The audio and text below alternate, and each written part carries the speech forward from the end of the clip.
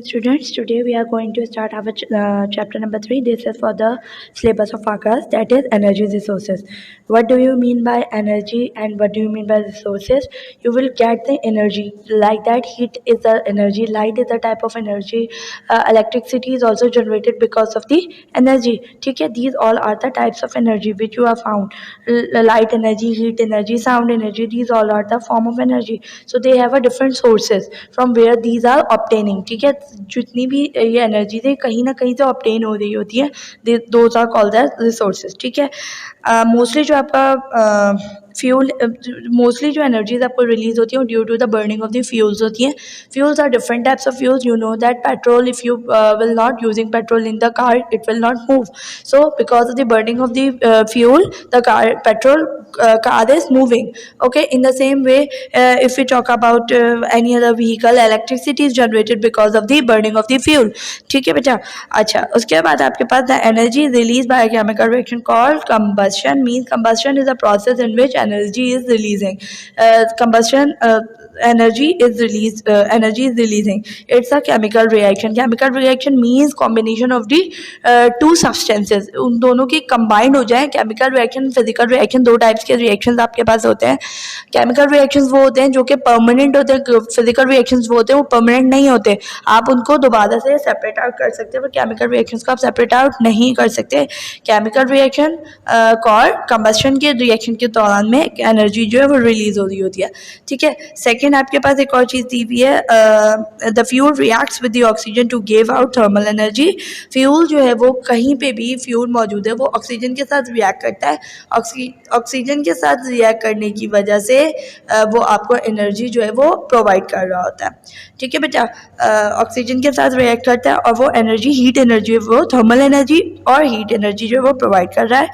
The amount of energy is need to start the reaction, but once the fuels have been lit और ignite. Means fuels का जलना या जलने को ignition भी कहते हैं. ठीक है बेटा, जो अमाउंट ऑफ एनर्जी जो है वो चाहिए होती है need to start the reaction को स्टार्ट करने के लिए जब भी फ्यूल जो है वो बर्न किया जाता है, इग्निट किया जाता है, जलाया जाता है. ठीक है, डिफरेंट टाइप्स ऑफ फ्यूल्स जो है वो आपके पास मौजूद हैं. सबसे पहले would and charcoal.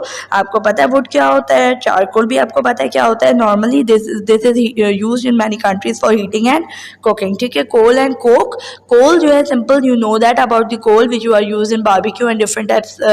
It is also use in for the cooking in and coke is the hard fuel. ठीक है, it is the hard fuel. Heated कोयले को कंटिन्यू कोल को जो है वो हीट करने के बाद ये कोक की फॉर्म में आ जाता है. And coke is also use in the power station for generation of the electricity. ठीक है, नेचुरल गैस आप सबको पता है, it is use in our houses, factories and power station. Liquefied petroleum gas, LPG gas cylinders are also available. It is use for the heating of houses, moving vehicle, cooking. This is the form. Oil products you all know that about the petrol, diesels which are using in the power stations, houses and vehicles for the moving.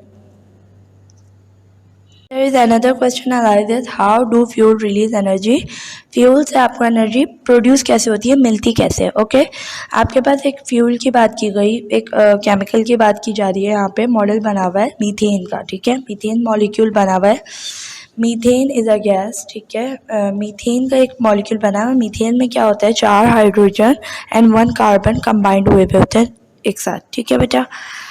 अच्छा, इसमें हो क्या रहा होता है, when methane is ignited, जैसे ही इसको इग्निट किया जाता है, इसको हीट प्रोवाइड की जाती है, बर्निंग की जाती है. When methane is ignited, it start the energy is release to break the bond between the carbon. There is the bond, मतलब बॉन्डिंग होती है, एक साथ कंबाइंड हुए हुए होते हैं. Because of the ignition, because of the heat, this bonding is starts to break. ठीक है, बॉन्डिंग जो है वो ब्रेक होना शुरू हो जाती है. एंड बॉन्डिंग के ब्रेक होने की वजह से जो हाइड्रोजन मॉलिक्यूल है, it will be separated and the carbon molecule is also separated. ठीक है, इसकी बॉन्डिंग जो है वो टूट जाती है ड्यू टू द हीटिंग. ठीक है बेटा, इन दोनों की, इन सब की बॉन्डिंग जो आपस में होती है वो टूट जाती है ड्यू टू हीटिंग. आप once free the atom can react with oxygen. Hydrogen and carbon both जो है वो सेपरेट आउट हो जाते हैं. देन ये एयर में मौजूद ऑक्सीजन के साथ कंबाइन कर जाते हैं। जब ये ऑक्सीजन के साथ कंबाइन करते हैं तो they will form water and carbon dioxide. मतलब जस्ट एक मीथेन को आपने हीट प्रोवाइड करना शुरू की, उसकी इग्निशन शुरू की, ठीक है।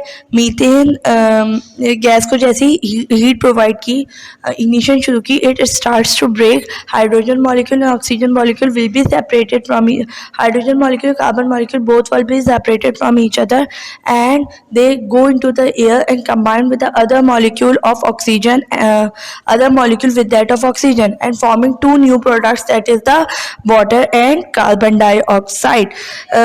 Breakage of bond जो होता है, new molecule and lots of energy, making bond in the new molecule release lots of energy, ठीक है। जो excess amount होता है वो सब रिलीज आउट हो जाता है, तो वो लॉट्स ऑफ एनर्जी जो है वो रिलीज कर रहा होता है, ठीक है। तो ये एनर्जी जो है वो हमारी किसी भी काम में जो है वो यूटिलाइज हो सकती है। ओके बेटा, आपके पास डिजू में दिया हुआ है, it takes 4200 joule of thermal energy to raise the temperature of 1 kg of water by 1 degree Celsius. Means जब तक आपको इतनी एनर्जी, मतलब इतनी हीटिंग आप प्रोवाइड करेंगे, इतनी हीट आप प्रोवाइड करेंगे, तो आपका 1 kg वाटर को 1 डिग्री सेल्सियस तक उसका टेम्परेचर जो वो राइज होगा। तो उसको हीट जो प्रोवाइड होती है, मतलब आपने जो कोई भी चीज़ बर्न की उसमें से हीट इतनी ज़्यादा रिलीज हो, एनर्जी इतनी ज़्यादा रिलीज हो, ताकि वो वाटर जो है वो उसका टेम्परेचर इंक्रीज हो सके 1 डिग्री सेल्सियस तक।